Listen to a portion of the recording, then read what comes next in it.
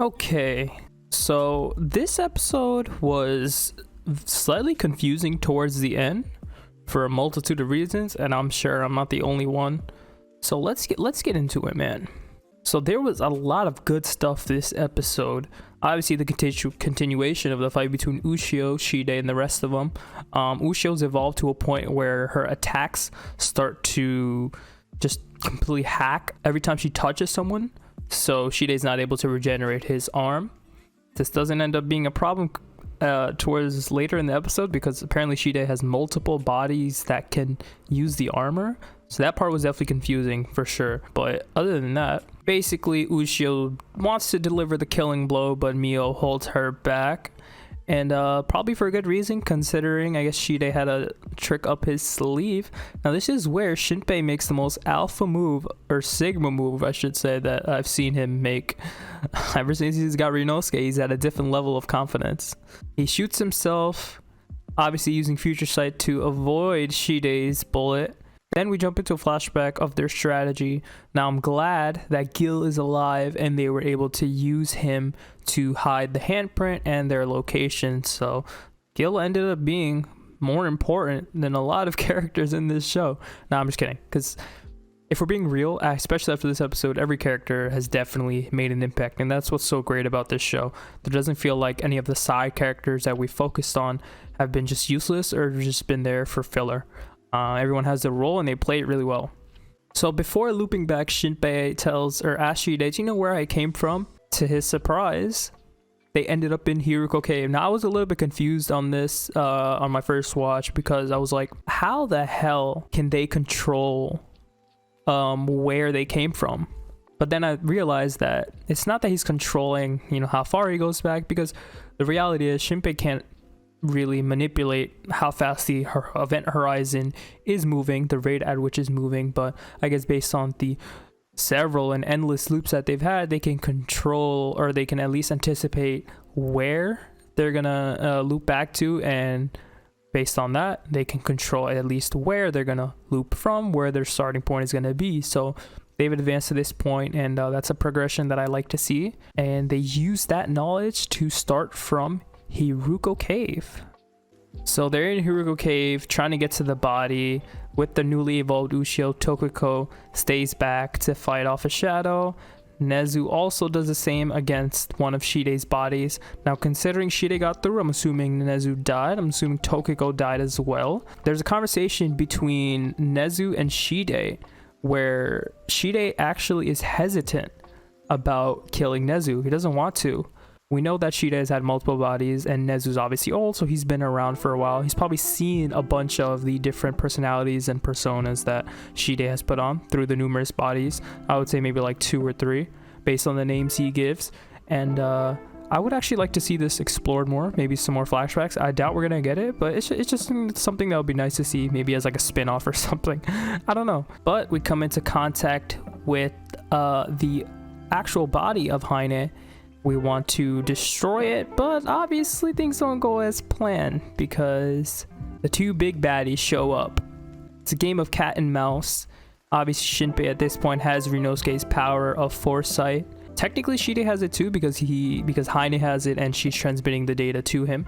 Shide gets hit even once, it's over with. So basically everyone's just running around trying to dodge things, and looky who saves the day. It is none other than the last person you'd expect to put one of the finishing blows on the main villain of this show.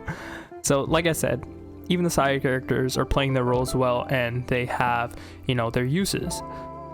Heine turns into this weird one-eyed form, Mike Wazowski, Greed from Full Metal Alchemist looking. No, it's not Greed, it's Father. Sorry, I don't know why I was thinking of Greed. Maybe because Greed's just one of my favorite characters, so I always just think of Greed when I think of Full Metal Alchemist. But looking like Father in this shot right here, it looks like our characters are pretty much on their way to winning. We got the advantage of numbers, but also we have a lot of power now with Ushio, Shadow Mio, and Shinpei having powers now. You see how much of a difference it makes when your main character actually has powers and he's not just looping back. So they do end up, destroying one of the bodies of Shide, and another one pops up, a more menacing one. So I don't know where this guy came from, and I'm still a little bit confused on how Shide has all these bodies that can use the armor. Seems like some bodies have data, some are shadows, some are humans. It's a little confusing, I'm not gonna lie. So now I really thought Ushio was going to deliver the final blow, as she said she was ready to do, but she kind of hesitates at the last second. But as we know, Ushio at this point doesn't have to hit the body to destroy or hack shadows. All she has to do is hit the shadow where the shadow is being cast. She does that. Seems like they've won. You think Shadow Mio is going to disappear and all the other shadows, but no. We see Ushio's eye turn red. We see Shinpei's eye flare up and turn red. Both of their eyes are red, and it seems like there's another power up. We are looking to head into phase 2 of this boss fight, as Shide is probably might end up fusing with Haine. That's what I see happening, something along the lines of that.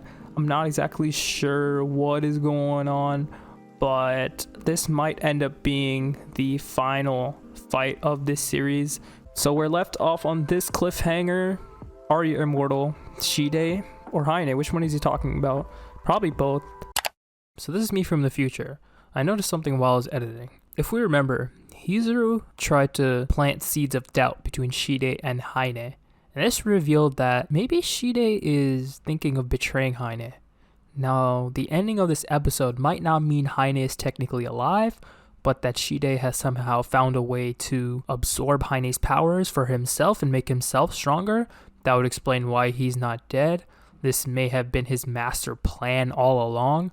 I'm telling y'all, man, this dude has been on his black ZETSU shit from the beginning. So, I think this anime might be trying to provide a reasonable explanation for Haine to be saved ultimately by transferring the title of the main villain to Shide and turning Haine simply into a victim of these circumstances, so that it makes sense and viewers aren't, in an uproar when Ushio decides to save her. So let's see what happens. I think this would be a pretty cool way to have the final fight, and hopefully we can beat Shide. I'm assuming next episode we are finally gonna get an explanation about Shinpei's eye, what it means, how it relates to Haine, maybe even how he got his powers from before he got on the island, how Ushio was, contacting him technically, what the astral projection that Shinpei saw more early on in the series of himself, what that means, where that came from. I feel like we're gonna get a lot of answers next episode, hopefully. But until then, if you guys knew the video, be sure to leave a like, hit that sub button, and we'll just have to wait for next episode to find out what's going on. I will catch you guys next week. Peace. Whoops. Where's the middle? There we go.